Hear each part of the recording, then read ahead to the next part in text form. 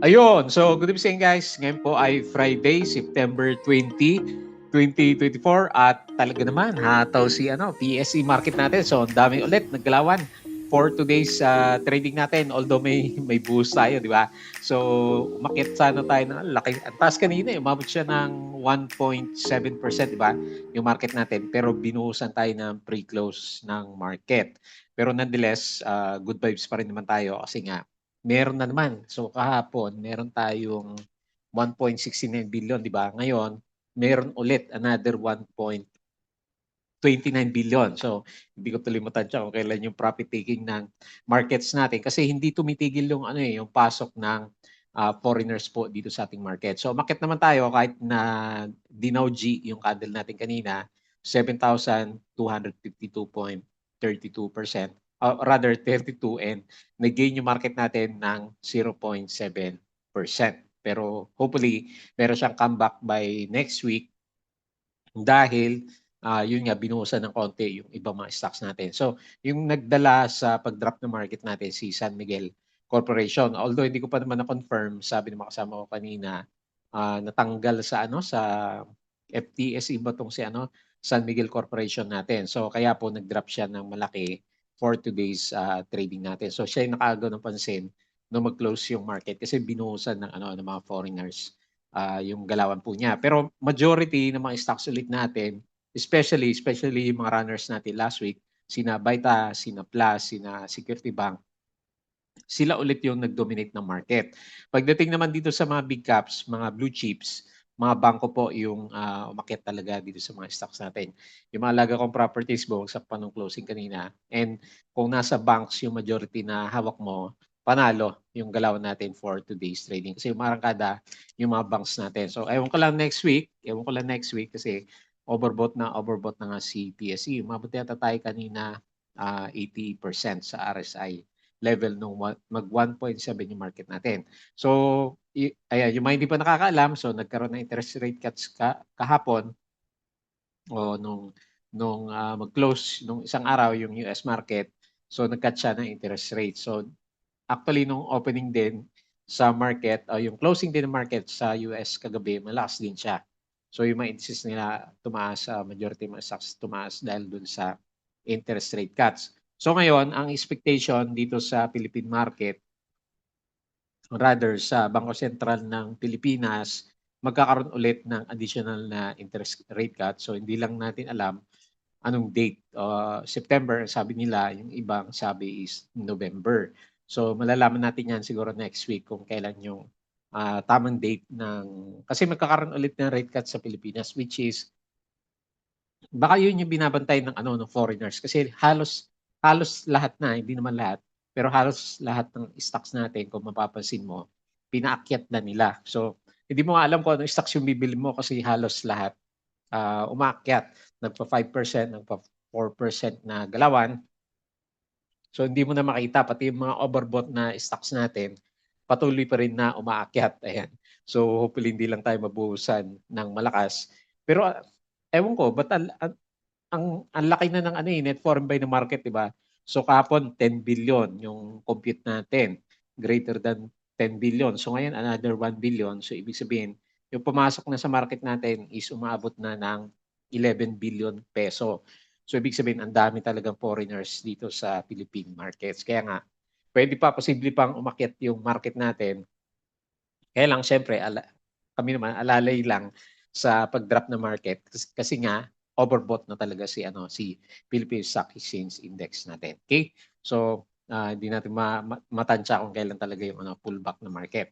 So anyway, ito po yung mga winners natin for today. Si Macro Asia, bumawi siya sa Friday is nag-up siya ng 5.25%. So meron siyang 13.54 million net foreign buy dito sa market natin. And then si URC, so umarangkada, di ba? Palapit na siya dun sa MA 100. So nag-up siya ulit ng 1.97%. Ito malakas. Meron siyang 212.1 million net foreign buy. Ganun din po si Security Bank, ayaw na magpasakay ni Security Bank natin. Meron siyang 168.99 million net foreign buy and ito malakas, nag-up siya ng 6.42%. Tapos si Converge nabuhay ulit siya. So, nag-bounce talaga. So, nag-up siya ng 5.63% and then meron siyang 53.69 million net foreign buy. So, nabuhay ulit sila, di ba? Tapos si Metrobank, so representative ng banks. So, nag-breakout din siya, nag-up siya ng 2.92%. And then, meron siyang 221.38 million net foreign buy. So, sobrang lakas ng mga foreigners. Tapos si Plus, ayan, good news, mga may holders ng Plus natin, di ba nag-worry tayo kahapon kasi puro net foreign sell. Pero ngayon, malakas din siya. So, sumipa siya ng 7.1% kasi meron na siyang tagatulak. Kaya bumalik na. So, meron siyang 25.56 million net foreign buy. Ayan. So, panalo-panalo yung mga investors natin dito sa Philippine markets kasi pabalik na nga po majority ng ating mga stocks. Ayan. So, ang tatansyahin natin kailan yung pullback na markets po natin. Okay? So, disclaimer pa rin guys sa mga bago sa channel natin. As usual, yung ating review na ito is for education purposes lang po yan. So, wag mong gagamitin to as a reason para mag-buy, sell, or own ng stocks. Meron po kasing risk na involved sa market. Due diligence na lang po ako ng stocks yung gusto mong bilhin. And follow mo lang po ako dito sa ating Palabok Trader na YouTube channel para updated ka sa mga trending stocks review. Subscribe ka lang po or kung gusto mo, join ka dito sa trading group naman natin. Okay? So sa mga nakasubscribe, maraming salamat po and check na lang po yung uploaded videos natin. So daily naman basta meron tayong time. Company reviews, profit or loss, mga sample trades, basic indicators, mga technical analysis, fundamentals yung mga risk management, plus yung ating mga basic na PSE market studies naman. And then follow mo din po ako dito sa crypto, malakas din sa crypto natin. Dito sa Palabok Trader, crypto ko to naman para sa mga play to earn games mo natin. Tapos social media, Facebook, dito sa Facebook account na Palabok Trader at saka dito sa Facebook page na Palabok Traders. Yan, follow mo na lang po ako dyan. Sa Bodega Peak, sa articles natin sa local market, sa US, and cryptos. And then, hindi ko pa nakita yung summary ni Philippine Stock Exchange natin. Pero ang mainit na balita ngayon, baka hindi nyo napapansin kasi nga, medyo maganda yung galaw na market natin is yung gera sa bandang Israel. Nag-escalate na siya and then pumupunta na sa, di ba sa Gaza lang dati yung gera doon sa Israel. Umaabot na siya ng hanggang Lebanon. Lebanon naman yata yung kalabi. Hezbollah. Kung napapanood nyo, mainit yung mga balita doon eh. So, hopefully walang masyadong epekto sa markets natin for next week kasi nakapondong-pondo yung mga foreigners dito sa market natin. And so, hindi ko pa nakita yung summary ng market. So, ito na lang kay Investa. So, anyway, malakas nga po yung net foreign buy, 1.29 billion ulit. And meron tayong closing, okay naman siya. Okay naman, 0.7%. May buhos nga lang. 7,252.32 yung closing natin sa markets. Okay, so tignan natin yung ibang news. Foreign funds bought, ito, mga bangko pa rin talaga. BDO, BPI, CBC, Metrobank, PNB, Security Bank. So sasagarin talaga si Security Bank, SLF, AP, Manila Water, SCC, CNPF, DNL, AC Costco, Ali Crits, Globetel at saka si Converge. Ayan. So impressive. So meron ba siyang sinasabi dito? Supported by BSP significant 250 cuts in bank reserve requirements. Ayan. So yung RRR ratio na sinasabi nila. So kaya sabi is very beneficial sa mga banks. So kaya medyo marangkada pala yung mga bankos natin. Okay? So ito yung closing natin kanina. So meron pa rin namang losers sa market natin. So yung mga malalaki na companies natin to eh. San Miguel Corporation, so nag-drop siya. Ito, malaki eh. Negative 5%. Si Meralco, negative 2.98. JD Cap minus 2.54. And then sa properties, si SMPH minus 2.42. Nickel na pullback na rin, 1.63%. Naman. Tapos sa winners, Converge talaga, lakas. 5.63%. Jollibee, okay din yung galaw niya, breakout din, no? 5.06. Wilcon, 4.65. BPI, 4 banks na to. BPI, 3.35. Metrobank, 2.92. Aboitiz, 2.78. GGS, ayan, gumagalaw. 2.34%. Asan si URC? Hindi ko ba nabasa? Ayan, URC 1.97 kasi kasama sa ano eh, trending stocks natin for today. Ayan. So tingnan na lang natin kasi siya yung pinakamadalas na pag-usapan sa markets natin. Okay? So Security Bank ramps up support for MSME with new digital payment platform. Ayan. So baka yan yun, yung kanyang catalyst. Robinson RCR prepares property for share swap. Okay. So what's up natin si Double Dragon. Pogo workers given deadline to leave. So Department of Justice gave foreign workers of Pogos until October 15 to voluntary repatriate. Ayan, pinapalis na yung mga Pogo operators natin. So sabi ni Ma'am April Tandis, RRR cut will be good for banks. Ayan, so nag-cut siya ng 250 basis points. Pizza. So lagi may news si Pizza kanina. So yung kanyang potato corner is meron siyang 2,000 store. So maganda rin ito franchise yan kung mahilig yung franchise. Nasa 300k ba to o tumaas na? Huli kong basa 300k yung franchise ni Potato Corner. Conditions cleared. So dito, mainit din na pinag-usapan si dito. So exceeds targets in final network audit. Okay na daw yung last na technical audit niya, di ba? So ibig sabihin officially na siya talaga, di ba? Okay na. So ang kailangan na lang niya matapos niya yung follow-on offering niya. So conditions cleared dito telecoms exceeds targets in the final network audit. Ayan. So good na siya. National Telecommunication has directed SMART to address recent service disruptions. Maharlika. So sino ba yung NRCP ba yung Maharlika? Pinag-usapan natin dati. O SCP. So Maharlika ICE makilala gold copper mining asset. Ayan. So meron na siyang bagong paglalagyan ng investment. So ang tanong, sino sa mga listed stocks natin? Hindi ko rin kilala. So sino si makilala gold copper mining? Ayan. So yan na lang po research natin. Sigurado next week pag-uusapan natin yan. AUB has become the first Philippine bank to integrate Philippine Statistics Authority e-verify system. So dito past commitments, Double Dragon paparamdam, meron siyang 35 million share purchase. Ayan. So syempre baba kasi yung price. By bond account announced that the unit of BC Energy Holding is divesting its 32% stake from solar power. Robinson is investing 3.5 billion to acquire property in Taguig. Okay, so alam ko Asian markets okay pa rin hanggang ngayon.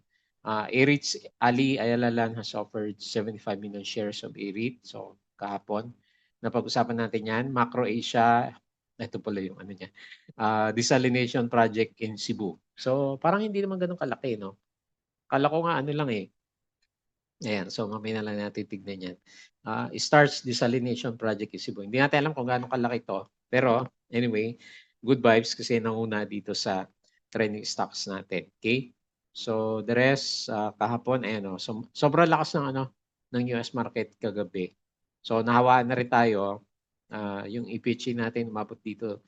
Dito yung kanina yung closing natin, di ba? 1.7. Kailang naman kinokontrol talaga ng foreigners yung galawan ng mga big caps. Okay, so dito FOO approved for October 10 listing. Ayan, so may memes na naman si Merkado Barkada na rin. Okay, so yun po yung mga balita. So yung ating patron yung mga gusto po ng guide or kasama natin sa trading sa Philippine markets, check nyo lang po yung Patreon channel natin. Okay, so double check mo po yan. Ayan. So punta tayo dito sa market, Doji ulit yung galaw natin. Pero at least, di ba, sabi natin is pumapasok pa rin, healthy pa rin yung pasok ng foreigners dito sa market. So 7.3. 7.3 na siya kanina. Ang ganda sana ng closing kung hindi tayo binuhusan ng foreigners kanina. So anyway, 7,400, 7 to 7.4. So mas malapit na siya ngayon dito sa 7.4. Okay. So kung titingnan mo yung candle natin, medyo bearish siya tignan kasi Dow G na naman. Pero ewan ko kung trap lang yan kasi malakas pa rin yung net foreign buy. So 1.28 billion pa rin naman, di ba? Malakas pa rin yan. And nag-close pa rin tayo, optimistic pa rin. Marami pa rin naman sa mga big caps is maganda yung galawan. So close tayo 0.7%. So Dow G, always bad sign yung Dow G. Pero siguro hindi in the, or rather next week pa natin malalaman kung ano ba talaga ang galawan na yan. Pero historically, sabi nga natin, pag nag-overbought si PSE, ano siya, 'di ba, napu-pullback. Ewan ko lang ngayon talaga, kasi parang iba yung narrative eh. Pasok ng pasok yung foreigners. So Dow G naman tayo ng Dow G, pero umakyat pa rin naman siya the next day. So malakas kasi yung ano, yung pasok ng ano, yung bomba kumbaga ng mga foreigners natin dito sa market. Kaya kahit na tipi na tayo sa mga stocks natin, parang pwede pa, no? Parang may rally pa siya. Kasi meron pa mga naiwan sa ano, hindi pa nag-overbought yung iba. Although karamihan talaga is medyo overbought na yung galawan dito sa market natin. Okay, so interesting to see next week kung magpo-pullback muna si PSE. So panoorin natin yung galawan sa US market. Mamaya, most likely gagayahin natin. Ewan ko kung ano ba yung futures na nilalabas ngayon. So mamaya, silipin po natin siya. Okay? So nakita natin yung galawan ng mga big caps. Dito na tayo sa mga winners. So hanap tayo na may volume. Ayan, plus. Buhay na buhay yung volume. So mukhang mabubuhay si plus natin. So meron siyang foreign buying na kasi. Ayan. So on the way siya ulit para sa 20 next week. Vita Rich, so nag-breakout din. Kala ko hindi yan matutuloy sa ano, Vita Rich 6.67. Ito matindi si Security Bank. Ayaw na magpasakay. So 6.42%. Talagang panalo yung mga nagudel sa kanya. Kasi yung taas. So up siya 6.4%. Sino pa? Merrimart, ayan, naka-volume na rin. Hopefully next week na to. Pitikin na 5.97. Converge 5.6%. Breakout si Converge. Macro Asia, so 5.25. Ani, nabuhay yun. Nagka-volume na rin si Ani. 5%. So nag-aagawan tayo sa mga stocks, sa lahat ng stocks. Jollibee, 5.06. Wilcon, 4.65. Ayan, nag-breakout ulit siya. Tugs, maliit lang yung volume. SCI, 4.21. SCP, nagka-volume siya. 4.22%. Ito ba yung usapan natin sa Maharlika last time? So tingnan natin by next week si SCP. NRCP yata yung huli kong nababanggit last time. IMI, ayan, nagka-volume na. Ayan, laki ng volume. So hopefully yan yung reversal ni IMI, 3.95%. And the rest, ayan. Marami dito. So pag-aralan ulit natin over the weekends kung ano yung mga stocks na pwede ulit natin sa kaya next week. Kasi bullish na bullish yung market. So inisip ko, kahit siguro mag-pullback si Big Caps kasi kita mo naman overbought na si PSE, pupunta yung market dito sa mga small caps natin, di ba? So golden days yata ngayon ng trading dito sa PSE market. Okay? So meron pa rin tayong mga losers. So tinamaan si MRC. So talagang na siya. Nag-break na yung support ulit, 5.6%. Sino pa? Si may volume wala kasi 1 million SMC. So pati yung preferred shares niya nag-drop ng 3.85. Si Alter, okay, profit taking 3.85%. Si RCI, ayan, pullback na. Treasury shares kasi yung binebenta na ngayon. Okay, so baka mahirapan siya. Unless may good news Si Mrs. G, so ewan ko. Pero dito kanina umaga Si DHI, okay, so nawalan na ng pag-asa. Si Medic, walang volume 3.03% loss. Meralco, 2.98. SMPH, ito nabuhusan. 2.42% si Oldie. Okay. Ito na yung mga naiwan, 2.11%. Si Pizza, ang dami news kanina. Pero wala pa rin volume si Pizza natin. Okay? So yun po yung mga losers naman dito sa market. So balik tayo dito and konting silip tayo dito sa US. Okay, so sobrang lakas kagabi, mukhang profit taking muna. Ayan. Napagod na siguro. Nasa futures minus 0.38, do futures positive naman 0.05. S&P futures negative 0.2. So mukhang babawi niya yung ilang gains niya kagabi. Ayan, so makita mo dito sa Europe mapula. So dito sa Asian markets mix tayo, no? Okay. So merong mga berde, merong mapula.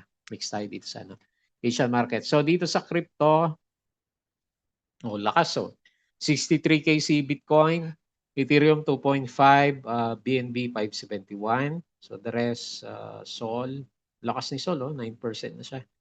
Tapos yung iba, si ADA 3%, AVAX 8%.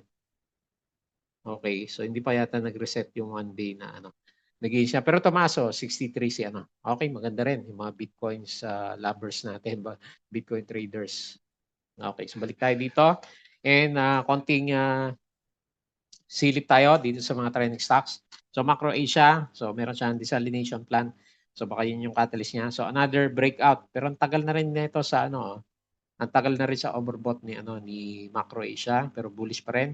5.25% and meron siyang net foreign buy na 13.54 million. So nasa resistance na siya as of this time. Ayan. So kaya ba niya i-break to? Tignan natin. So currently nasa resistance si Macro Asia natin. So anyway, parabolic naman yung galaw. Ayan, medyo parabolic siya and super bullish. Kasi above na siya ng medyo overdue na rin siguro to si Macro Asia natin. So okay din yung MACD formation. Ayan. So kailang yung pumasok na volume ngayon, ito yung pinakamalakas. So nag-up siya ng 5%. Makita mo dito, yung volume candle natin 65 traded volume. Ayan. So, laki niya. Siya yung pinakamalaki. So, may tulak pa siya, kumbaga. So, next week, dapat masustain natin yung volume na yan para mag-breakout siya dito sa 6.3. So, pag break niyan, mas mataas na yung mga resistance kasi may mga gap dito. So, baka bisitahin natin yung mga gap dito, Sera. So, ibig sabihin, pwede pa siyang umarangkada. Basta siguro walang malakas na buhusan sa PSE market kasi nag-ano naman sila nagre-react positively kapag umakyat pa din si PSE market. Pero itong isa, si Security Bank, wala na akong masabi, diretso. So, parang torompo yun. Parang to the moon si Security Bank, ayan, 38% na siya. Congrats talaga yung mga nagtiis sa kanya. Kahit na, actually, ang pangit nga niyan tignan simula May 23, di ba, hanggang nung isang linggo, so August pala is diretso yung downtrend niya pero tignan mo nga naman bumalik na siya dito sa bandang taas. So currently nasa mga resistance din siya. Ayan, hindi natin ayan may gap siya dito. So baka ito yung gusto niya bisitahin hindi gap, breakdown pala 'yon. Okay, dito sa bandang kaliwa wala na ba? Okay, so anyway yan na 96. Pinaka next na resistance, tignan natin kung kayanin pa niya. So grabe yung RSI. Siguro ngayon ayun ito yata yung first na makaka-90, ayan nag-90 na yung RSI niya. So 'di ba yung mga galawang RSI 90 yung panahon ng mga converge yan Hindi na ASN at saka ni dito. Last time ay umabot na siya ng 90 na RSI level natin. Okay? So kung lalagyan naman natin yung Fibonacci para sa support level natin is sakto dito. Yung previous na support dito sa may dilaw, orange, is nasa 85 pesos. Okay, pwede na rin yan. Okay, so yan na lang po yung pinaka-support level. Kaya lang watch out. Watch out na lang. Pero malakas yung tulak niya, no? So nag-up siya 6.42, nag-close 89.5. Lakas ng tulak niya, 168.99 million. Ayan, so grabe. Ayaw magpasakay. Ayan, nabangan ko din mag-pullback si Security Bank pero wala talaga. Wala tayong mantay na pullback. Next, URC. So ito, papunta na siya doon sa, ayan, nag-touch siya. Sakto yata doon sa MA 100 natin kahapon. So doon talaga. Ayan, doon siya nauntog. Nauntog siya doon sa MA 100. So yan yung pinakamalakas na resistance. So medyo nauntog. Baka maghanap ng support by next week. Then tingnan natin kung makabalik siya dito sa 100 level. Pero first time niya bumalik sa 100 ulit. And nag-close siya is 1.97%. Verde pa rin naman. And malakas yung tulak. Meron siyang 212.1 million. Ewan ko kung sa closing lang to. Baka sa closing lang to Ayun binuhusan sa... Ang dami kasing stocks na Grabe naman yung foreigners. Biglang binubuhusan yung mga stocks natin pagdating ng closing. So baka bumalik ka agad sa 104 by next week na trading natin. Okay? So same sentiment. Wala namang individual news si URC. Yung overall na bullishness ng market natin. Okay? Next. Converge. Okay. So talagang didiretso si Converge natin. 17 na. So on the way na siya sa 18. So ito na. 19 pala next na resistance, no? Okay, 19. So, malakas siya. Meron siyang dividends. Tignan natin kung mag-react dito. Kasi 1% lang naman eh. So, dahil sa lakas ng sipa ni Converge, nag-retest sa support na, nag-overbought ulit siya. Ayan. So, watch out na lang kasi nagpo-pullback siya pag malapit na sa or nasa overbought level si Converge. Pero ngayon, okay, celebrate muna. Congrats muna doon sa mga winners. On the way na po kayo sa 19 or 18 pesos. Ayan. So, pwede mo tong tingnan, no? Meron siyang trading channel dito which pwede mag-coincide sa 18.9. Okay? So, nag-close siya 5.63% and may tulak din siya, 53.69 million net foreign buy. Next, banks, representative natin, Metrobank. So, breakout, 52 weeks high si Metrobank. Ayan. So lead yung galaw ni Metrobank natin. Nakabalik na siya pre-pandemic pala, panalo, no? Kasi kung hinold mo lang siya, kahit na pandemic siya, dami din niya nilabas na mga 6% pala yung niya, no? Dividends o 3% minsan. Okay, ma-generous din sa dividends. So, ayan, panalo. Sa mga long-term holders, lalo na breakout na naman. So, meron ako nakikitang trading range. Ayan, pwede to. Loan natin. Mabagal pero diretso, pataas. Ayan. So, ang sabi niya is, tingnan na natin kung sumakto dito. Meron siyang 81 na resistance.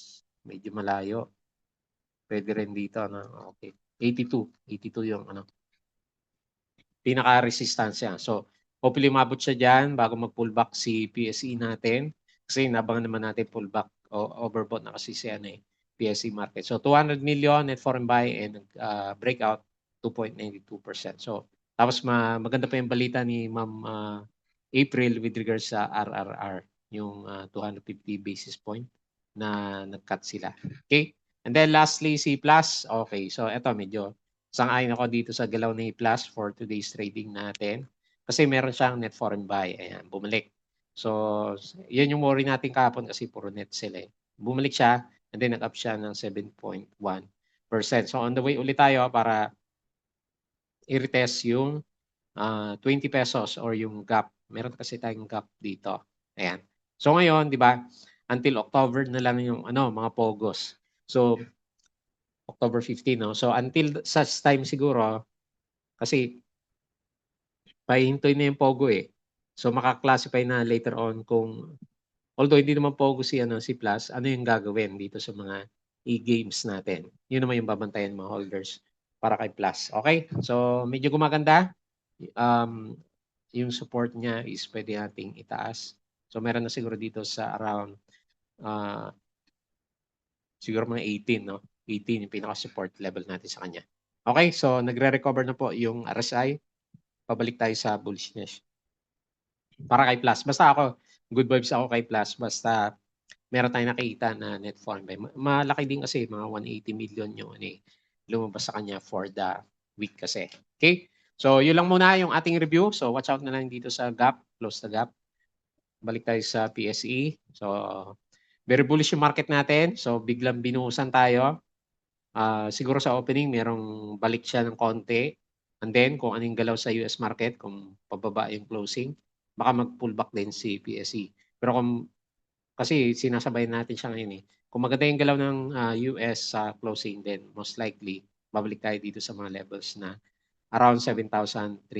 Pero ako, watch out lang ako sa kanya, sa PSE natin, kasi nga, overbought na.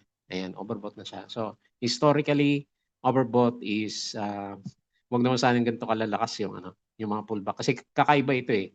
Kakaiba yung pagka-overbought natin, medyo kakaiba talaga siya kasi malakas, nasa 11 billion yung net foreign buy. Okay? So yun lang muna, enjoy natin yung weekends and bago tayo close, please don't forget to subscribe dito sa channel natin. So sali ka lang sa group guys kung gusto mo ng guide. Crypto ko to, Facebook account, Facebook page, Bodega Peak, Twitter, and Patreon sa mga gusto guys sa trading sa market. Sali ka lang po dito. So yun lang, maraming salamat. Happy weekends po.